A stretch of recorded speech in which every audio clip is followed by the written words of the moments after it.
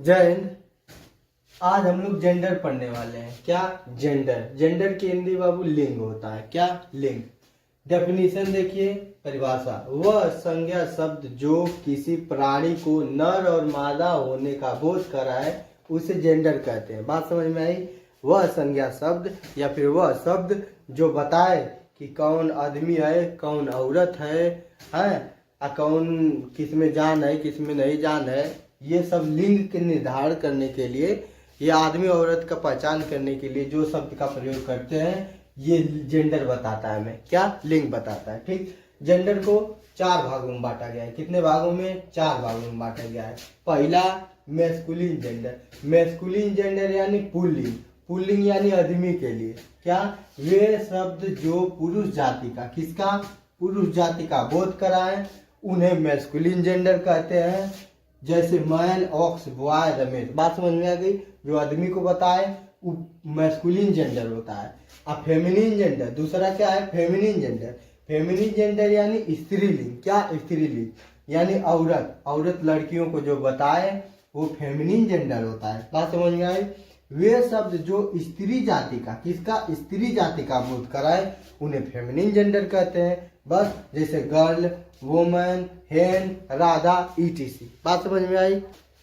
तीसरा क्या है?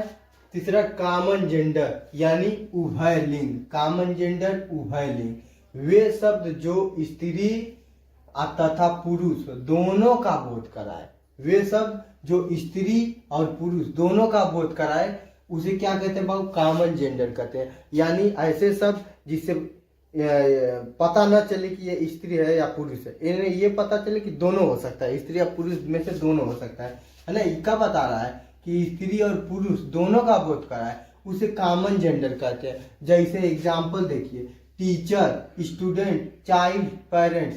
टीचर में अब कोई कह दिया जाए कि अपने टीचर को बुला लाना, तो उसका टीचर जो उसे पढ़ाता है वो मैडम भी हो सकती है, सर भी हो सकते हैं। बात समझ में आई?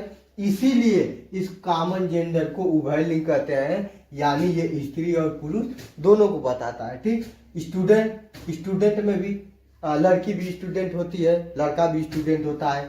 चाइल्ड में बच्ची रहेगी तब वो चाइल्ड कहेंगे, और लड़का रहेगा तब वो चाइल्ड कहेंगे। पेरेंट्स में माता पिता दोनों आ जाएंगे। क्यों? है ना। इसीलिए कॉमन जेंडर क्या? स्त्री और पुरुष दोनों को बताता है। ठीक। अच्छा, अब न्यूटर जेंडर में आए। न्यूटर जेंडर यानी नपुंसक लिंग।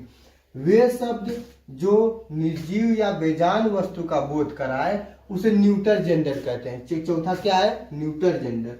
यानी कि न्यूटर जेंडर जो किसी निर्जीव या बेजान वस्तु का बोध कराए, उसमें जान और नहीं रहना चाहिए, है ना, उसको क्या कहते हैं? उसको न्यूटर जेंडर कहते हैं। जैसे tree, table, pen, door, spoon, etc. Spoon चम्मच, चम्मच में कौन जान होता है? नहीं।